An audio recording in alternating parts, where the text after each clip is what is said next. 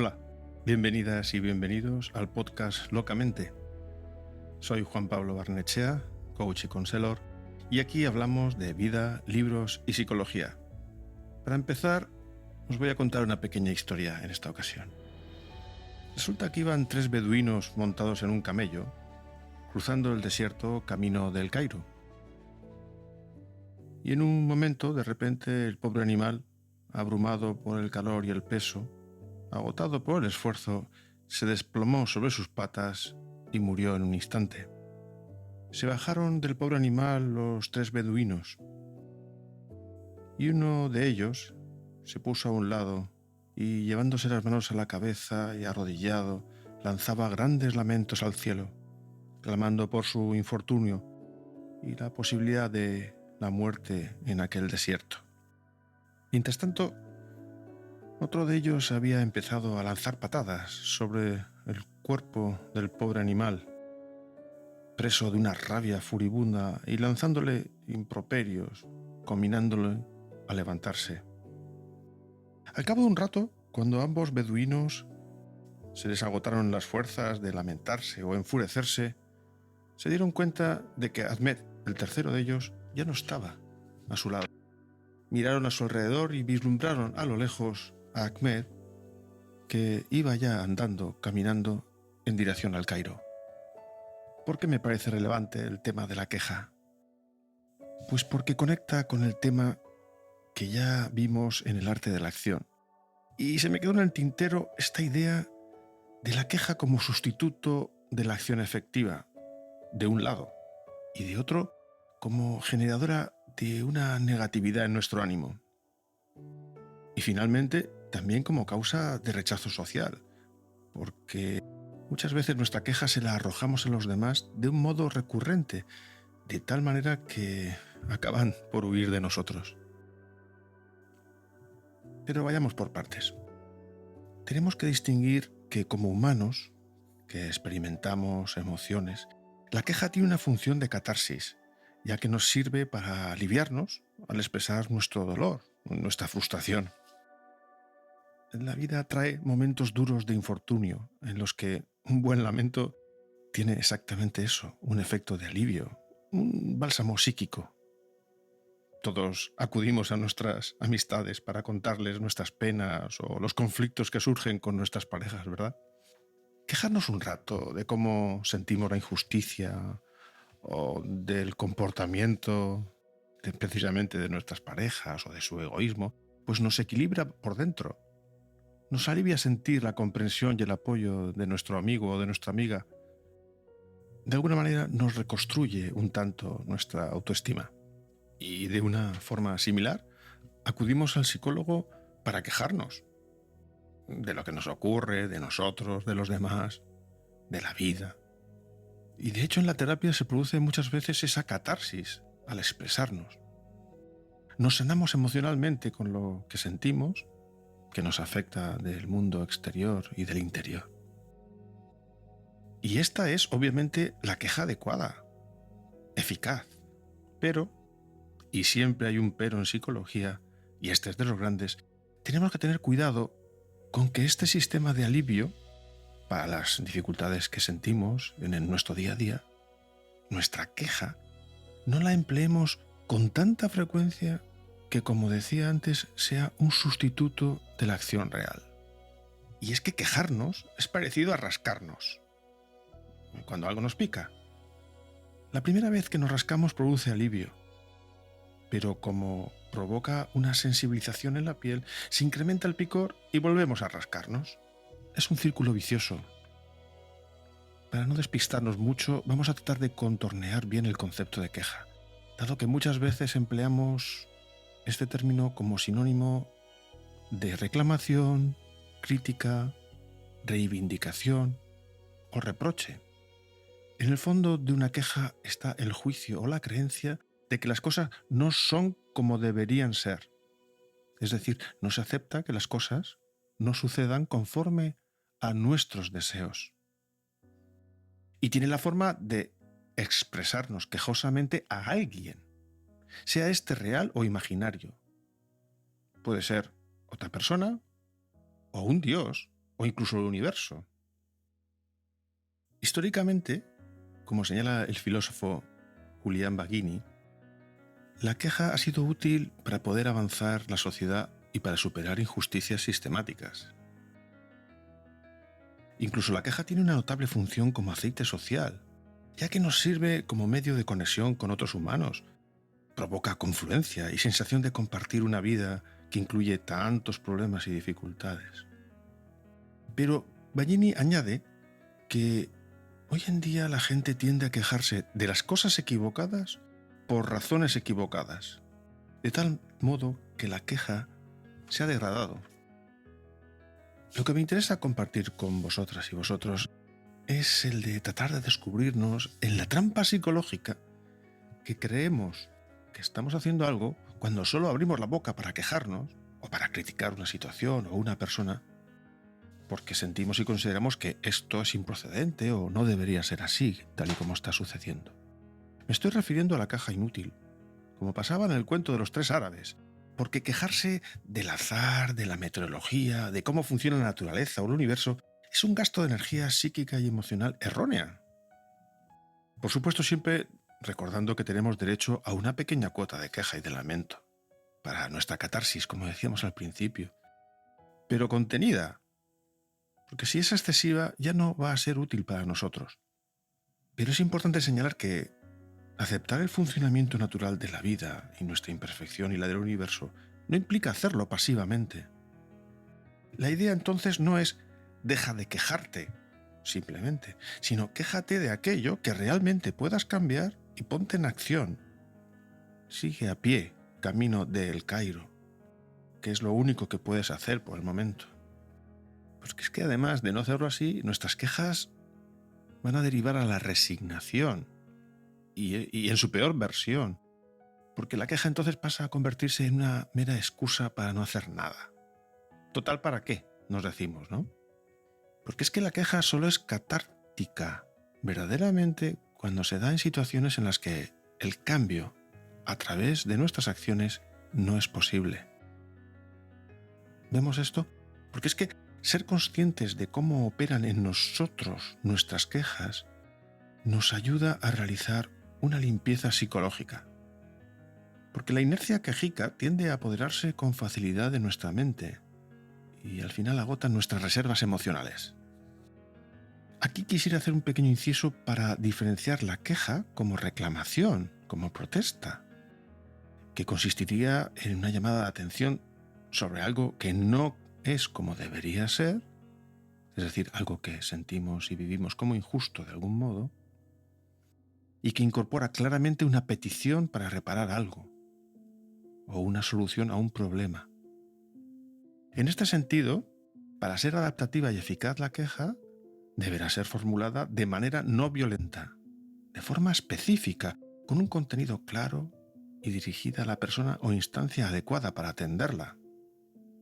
El tema de la forma en que expresamos nuestras quejas no es menor, porque los humanos somos mucho más sensibles a las emociones, a cómo comunicamos gestualmente y corporalmente, que a los contenidos racionales. Si expresamos nuestra queja con gritos o gestos excesivamente dinámicos o que rozan ya una cierta violencia, el receptor normalmente no puede evitar ponerse a la defensiva. Sus neuronas activan su sistema de alarma y se bloquean los canales racionales del lóbulo prefrontal. Esto que suena muy técnico, lo sabemos todos por nuestra experiencia. Cuando alguien nos habla de una forma desagradable, desconsiderada, nosotros ya nos interesa tanto lo que está diciendo, sino cómo lo está diciendo. Lo tomamos como algo personal. Entonces, vamos a profundizar en el tema. Y aquí voy a seguir las ideas de la psicóloga Maite Mora, que señala en primer lugar cómo las quejas van reforzando los circuitos neuronales del cerebro de la negatividad y muchas veces del pesimismo. Con la reiteración, estos circuitos se hacen cada vez más fuertes y rápidos hasta el punto de que pueden convertir una conducta en automática. Y es una dinamo que se recarga a sí misma, Cuanto más nos quejamos, nuestro cerebro se hace cada vez más sensible y más rápido en su reacción ante lo que considera negativo. Así se queda como un radar predispuesto a reconocer todo lo malo. Y así caemos en el círculo vicioso de la negatividad. Y eso nos lleva a estados de ánimo de irritabilidad, estrés o tristeza.